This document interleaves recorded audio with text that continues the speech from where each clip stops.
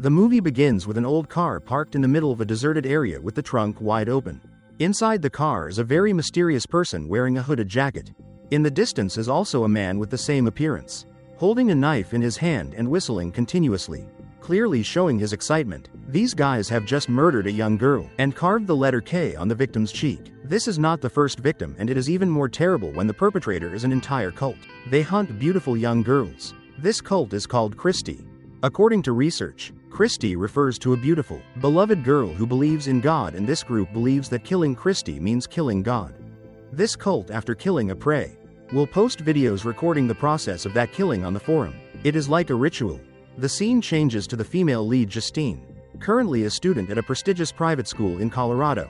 Justine's family's finances are not very good, but she can still study here thanks to a scholarship that covers tuition fees and combines working at school. The girl does not want to be a financial burden on her family. So during this year's Thanksgiving holiday, she decided not to buy a plane ticket to return home. Her boyfriend Aaron suggested that Justine go home for the holidays with his family, but she also refused. Justine feels that her boyfriend's mother still does not accept her very much. Justine is a role model. She is both beautiful and good at studying, especially liking chemistry. She is also really good at physical activity, extremely hardworking and responsible at work. After finishing the last class, Aaron also got in the car to return home for the holidays. Before saying goodbye, he sent a few loving words into the recorder and gave it to Justine. It can be seen that Aaron also feels a bit guilty for leaving his girlfriend at school without him by her side. That night, Justine took the clothes to wash and noticed that the electricity in the dormitory kept flickering. She was also startled by the sudden appearance of Nicole. The TV was also reporting on a missing girl, who seemed to be the victim who appeared at the beginning of the film.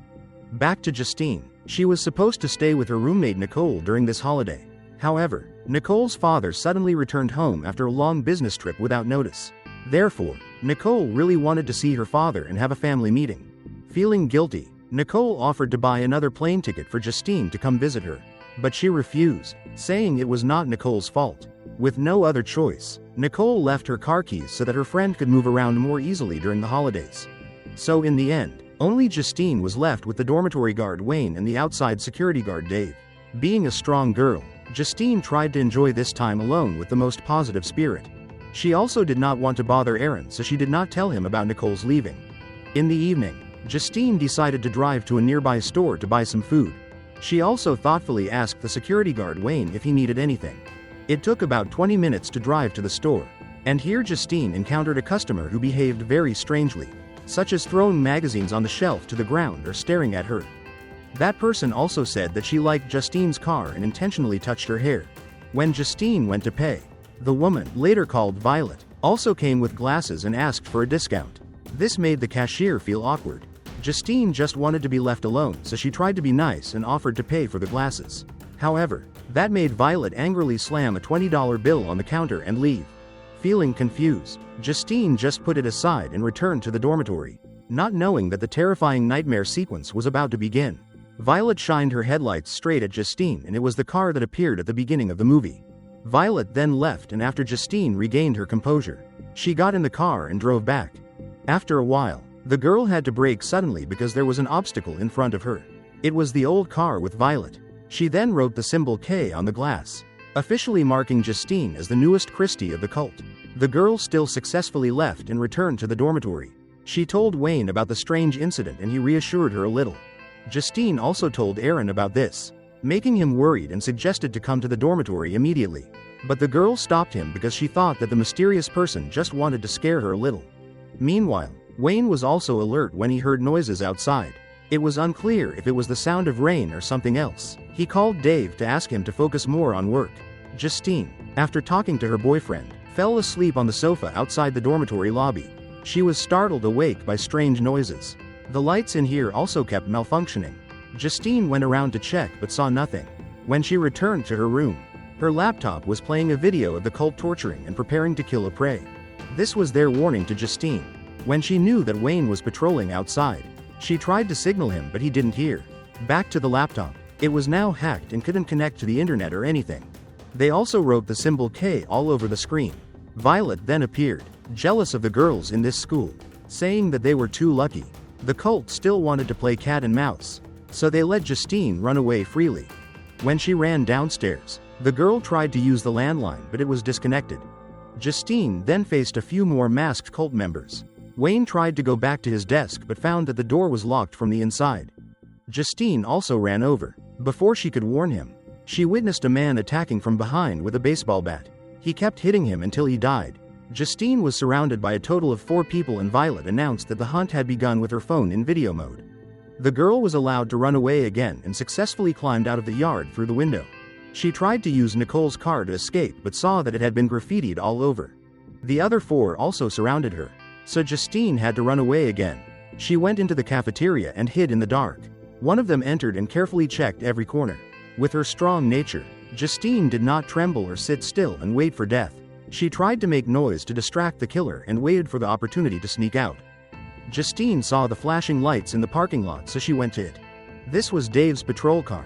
However, he had suffered the same fate as Wayne before. Not giving up, Justine continued to find a way out and she remembered Scott, a maintenance worker who lived in a small cabin behind the school. When Scott heard the story of a group of murderers in the school, he calmed Justine down and tried to go out to check. Scott brought a gun and walked out the door, shouting loudly, threatening them not to come closer.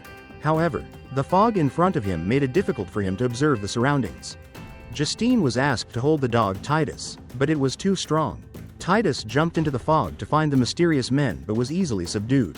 Scott was nearby and only heard a few whimpers from the dog before it fell silent. The killers threw Titus's bloody collar at Scott in response. The 2 went back into the cabin to defend themselves. And while Justine went to find Scott's phone, he saw a man pass by the window. Angry after Titus's death, Scott opened the door and rushed out, not knowing it was a trap. Another man was hiding right next to him and grabbed him. Justine tried to run to save him but it was too late. They strangled Scott and hung him up on a swing. The girl was calm enough to run out the back door when Violet tried to rush to subdue her. Justine ran and called an emergency line. She recounted the incident without knowing that the person on the other end of the line was the killer. Somehow, all the lines and phone signals were under their control. They also sent live video footage of Justine to her phone. When she saw the killers approaching, Justine sneaked into the library. She quickly used the phone's alarm to distract them again. Justine ran to the roof. Unfortunately, there was no way out. The 4 men slowly approached, confident that they would catch Justine. But she was braver and more courageous than they thought. Justine jumped straight out, using the large trees to minimize the impact with the ground. Although her leg was slightly hurt, she was still able to continue running. And at this time, Aaron drove to school. He was extremely worried about his girlfriend when he heard the story she told earlier. He saw a girl's shadow passing by, thinking it was Justine, so he got out of the car and chased after her. Unexpectedly, it was Violet. Justine arrived a few seconds later. Without hesitation, Aaron walked towards his girlfriend and a man suddenly rushed out and stabbed him to death. This scene had a huge impact on Justine's psychology, but it was not enough to make her collapse. Remembering that Aaron's car was still open, Justine quickly ran in. A man jumped on the hood and tried to stop her. He kept hitting the glass with a hammer. Seeing that she couldn't shake him off, Justine decided to drive straight into a nearby concrete pillar, officially killing one of the cult members. At this moment, she realized that instead of running away, she would confront and deal with them. Justine took Aaron's backpack and left, preparing a plan to deal with each of them one by one. She went to the swimming pool with one of them following right behind. Taking advantage of her diving ability, Justine quietly went into the pool and stayed underwater for a while. Thanks to that, her location was not discovered. The other guy didn't see anything outside, so he went inside the room to check and found Aaron's backpack. At that moment, there was a sound of falling into the water, so he quickly ran out without knowing that the girl was right behind him. Justine used the car key to turn it into a small knife to attack the murderer, then dragged him underwater. Thanks to the swimming goggles, the girl had more advantages. After a while of struggling, Justine successfully strangled and killed another guy. She got the softball bat and went into the bathroom. Using the available materials, she upgraded it into a mace with extremely high damage. The other man's accomplice went hunting for prey and discovered his friend's body in the swimming pool. Smelling that Justine was somewhere nearby, he checked and found his way to the bathroom, whistling as he walked, extremely excited, but discovered nothing. Justine's sob of fear rang out, accidentally revealing her location. He aggressively approached and knew that the water sound came from the recorder that Aaron used to send his love messages to Justine. She was just waiting for this moment. Hiding in the opposite stall, rushed out and hit him on the head with the mace. Just one hit was enough to make this guy die. The girl took off his mask and faced one of the guys who had been chasing her all night. In the end, he also died because of the severe injury. At this time, the guy's phone received a message from Violet asking if Justine had been dealt with yet.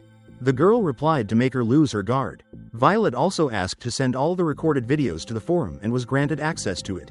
Only then did Justine learn about this cult and realized that before her, there were many other victims. The girl then took advantage of her chemistry skills, created a compound and approached Violet. After putting on the outfit and mask of the guy who had just died, the current leader was still unaware, waiting in the car and destroying the photo of Justine and Aaron. The girl went to throw a powder on Violet and the two then faced each other. Understanding the fate of her accomplice, Violet was still not afraid, even threatened and prepared to attack. Then a fire broke out when Justine threw water forward. The girl just stood there watching Violet die slowly and painfully. Finally, Justine took a picture of this moment and posted it directly on the forum. This was like a confirmation that the cult would face fierce resistance and be eliminated. Thanks to Justine, the police had more clues in investigating the person behind the cult. Although they knew it was very difficult because there were still many maniacs out there waiting for the opportunity to kill the beautiful young girls they thought were Kristy. The movie ends here. Thanks for watching and see you in the next video.